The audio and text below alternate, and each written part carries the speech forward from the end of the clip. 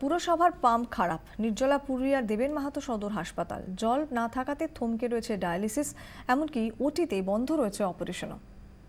পুরুলিয়ার দেবেন মাহাতো সদর হাসপাতাল জেলার অন্যতম গুরুত্বপূর্ণ হাসপাতাল। দূর দূরান্ত থেকে প্রতিদিনই এখানে ভিড় জমান রোগীরা, অথচ গত 3 দিন ধরে নির্জলা হাসপাতাল চত্বর। নর্মাল ওয়ার্ড থেকে ডায়ালিসিস সেন্টার কিংবা ওটি, সর্বত্রই ছবিটা একই রকম।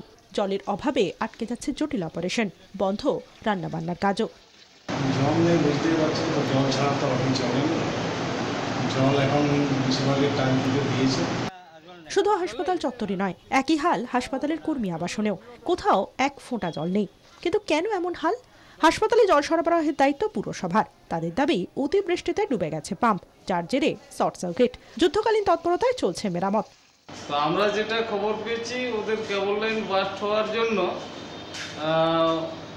কালকে আসানসোল থেকে ওই সব ম্যাটেরিয়ালস এনে লাইন টাইন সারিয়েছিল, আবার চালু করেছিল, করার সাথে সাথে নাকি আবার বাস্ট হয়েছে।